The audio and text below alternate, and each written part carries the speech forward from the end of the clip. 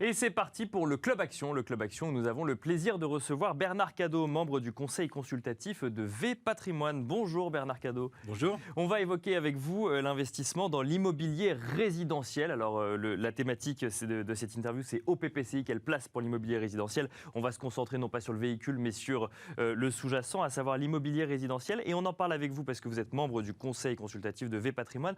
Mais vous avez une large expertise quand même dans cet investissement, puisque vous avez dirigé le groupe Orti pendant 18 années et vous êtes donc du coup expert en immobilier résidentiel.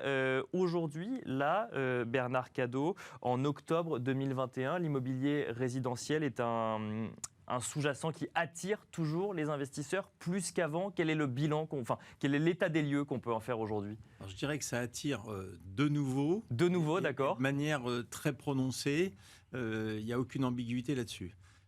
Pourquoi est-ce que je dis de nouveau ? C'est qu'il y a quelques années, les investisseurs institutionnels étaient venus sur l'immobilier en général et puis le logement en particulier. D'accord. Partis après vers les bureaux et les commerces principalement. Et puis finalement, vous savez, il y a une constante, c'est que l'immobilier, c'est un actif qui est tangible, qui est résilient et qui est non délocalisable. Et dans le contexte global, financier global et mondial, ça représente beaucoup d'intérêt.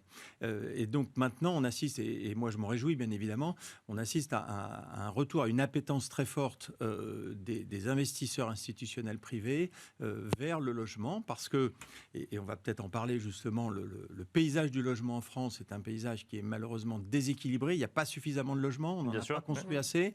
On n'en a pas rénové suffisamment. Et il y a une catégorie principalement... Il en manque pas toujours 40 000 par an. Non, c'est pas... Il en manque des... Alors, on est à peu près tous d'accord pour dire qu'il en manque autour de 800 000. D'accord. Il faut rattraper. Okay. Et il faut en construire énormément tous les ans pour essayer de rattraper. Malheureusement, on n'en prend pas le chemin. Ouais. Et il y a une catégorie qui est largement défavorisée. Ce sont les classes moyennes, ce qu'on appelle le logement intermédiaire, c'est-à-dire l'immobilier résidentiel locatif à prix raisonnable.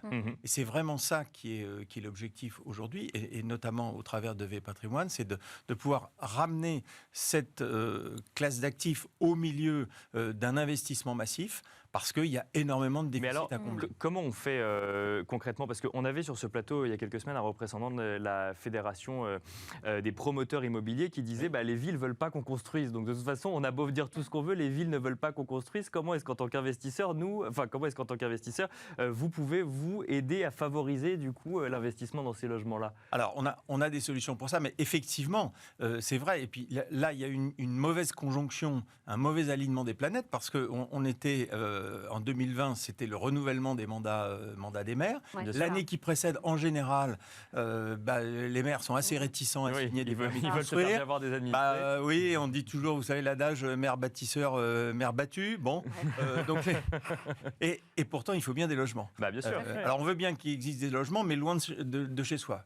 Or, les faits sont là quand même pour le démontrer. Lorsqu'on construit des logements, c'est vertueux parce qu'on va irriguer l'économie locale, parce qu'on va permettre justement à ce que de nouvelles familles puissent s'installer sur la commune. Bref, tout ça, c'est un sens vertueux. Mais c'est encore pour certains maires quelque chose qui est un petit peu tabou, on va dire. Bon, les mentalités évoluent. On se charge aussi de faire passer ces messages-là, parce que ce sont des messages positifs.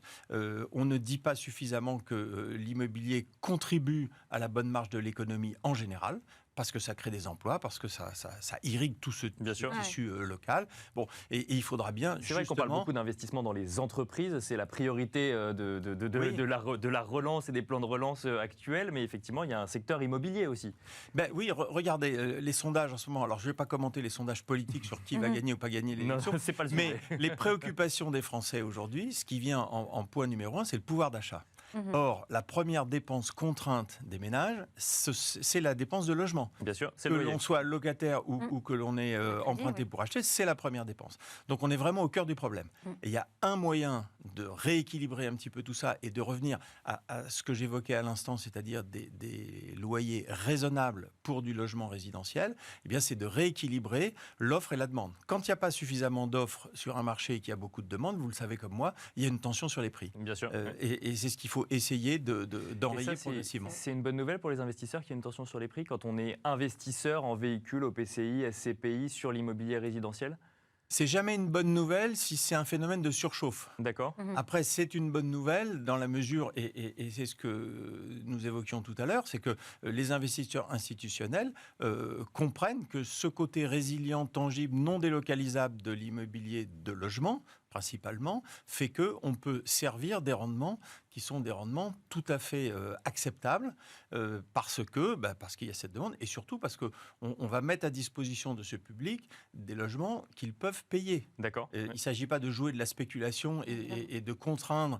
Vous savez, il y a des taux d'effort aujourd'hui dans le logement locatif qui dépassent 40%. Il ne s'agit pas demain de dire on va demander un taux d'effort de 40 ou 45% comme ça se voit malheureusement de temps en temps. Non, il faut rester raisonnable et comme c'est un investissement de long terme, eh bien, sans faire des performances extraordinaire à 2 chiffres ou que sais-je, on peut parfaitement rentabiliser un investissement et c'est ce qui se passe aujourd'hui avec les investisseurs institutionnels. Alors vous nous dites qu'on a un retour vers l'immobilier résidentiel. Effectivement, avec Laura, on a l'habitude d'entendre sur ce plateau qu'il faut aller en immobilier de logistique, en immobilier de commerce, et si ce n'est pas en France, dans d'autres pays européens. L'immobilier résidentiel, il fait quand même face, quand on parle de l'ancien, pour le coup, pas du neuf, mais de l'ancien, à des normes en termes de performance énergétique, de rénovation ou autre.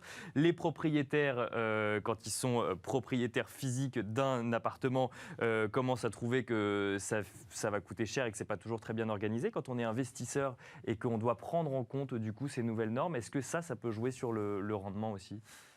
Alors, je crois qu'il y a un enjeu majeur qui est autour de la rénovation énergétique. Et on ne peut pas aujourd'hui dissocier l'investissement dans le logement et la rénovation énergétique. Donc il y a le parc existant, c'est ce que vous soulignez. Et effectivement, il faut faire des efforts.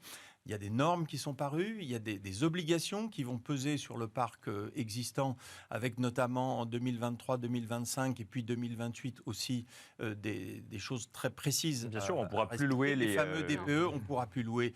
Bon, ça me paraît logique parce qu'il faut que tout un chacun puisse se loger dans de bonnes conditions. Bien sûr. Et puis il y a tout le volet de la construction, où là il y a également des normes, mais qui vont préserver les occupants de toute mauvaise surprise à l'avenir. Donc ça ne fait pas forcément baisser le rendement, parce que lorsqu'on envisage, et c'est notre cas, lorsqu'on envisage de construire massivement, d'avoir des parcs de logements et de pouvoir les mettre à disposition dans de bonnes conditions, les bonnes conditions, c'est pas seulement le prix du loyer, c'est aussi tout un ensemble. C'est un petit peu, vous savez, on parle beaucoup des smart cities, on parle de toutes ces choses-là qui sont très importantes parce que mais c'est aussi quand même, Bernard, le prix du loyer, parce que là, il faut des logements résidentiels à prix raisonnable pour la classe moyenne aujourd'hui. C'est une population à laquelle il faut vraiment s'adresser. Ça peut être le meilleur des deux mondes, c'est-à-dire qu'on peut allier un investissement qui soit productif et rentable pour les investisseurs privés, tout en garantissant, parce que c'est aussi un savoir-faire, c'est une stratégie, c'est une façon nouvelle d'aborder ces choses-là, tout en garantissant un loyer raisonnable, parce que, une fois encore, il n'est pas question de surendetter les ménages. Bernard Cadot, vous avez fait 18 ans, en tout cas à la direction du groupe Orpi, vous êtes dans le secteur immobilier depuis très longtemps. On parle depuis la fin de l'année 2020, j'allais dire la fin de la pandémie, mais ce n'est pas forcément le cas, mais depuis la fin de l'année 2020, d'un exode des personnes qui vivent en centre-ville, qui cherchent plus d'espace vert, plus d'accès à l'extérieur ou autre. Et vous nous avez dit en début d'émission, on veut bien qu'il y ait des immeubles qui grimpent, mais loin de chez nous. Donc du coup, un peu plus loin des villes. Est-ce que votre point de vue d'expert de l'immobilier se dirait pas, tiens, là, il va y avoir entre guillemets, ils vont se retrouver finalement cette offre et cette demande, ou on n'est pas encore là aujourd'hui ? Vous savez, Alphonse Allais, il voulait construire les villes à la campagne. Hein. Bon, c'est un petit peu toujours la même chose. C'est vrai que le Covid a eu un effet très clair là-dessus, parce que ceux qui vivent dans des grandes métropoles, notamment Paris, mais pas seulement, avaient envie d'avoir un petit peu plus d'espace, un petit peu plus de confort. Ça a un côté vertueux parce que ça peut revitaliser certains centres-villes de villes moyennes, ça peut redonner de la vie. On parle du télétravail, on parle de toutes ces choses-là, donc ça c'est compatible. Après il y a un grand débat et notre ministre du Logement vient de faire une déclaration là-dessus sur l'étalement et lorsqu'elle évoquait les pavillons avec jardin en disant que c'est un modèle qui est terminé. Bon bref, après elle a un petit peu rectifié son propos. Il faut arriver à allier les deux. C'est pas seulement construire partout, c'est construire intelligemment, c'est la densification intelligente aussi des centres-villes, ça c'est possible, mais il faut surtout pas sacrifier les villes moyennes et même l'habitat rural, pourquoi pas. Merci beaucoup Bernard Cadot de nous avoir partagé votre expertise sur l'immobilier résidentiel. Je rappelle que vous êtes membre du conseil consultatif de V Patrimoine et quant à nous, on se retrouve tout de suite dans le Club Expert.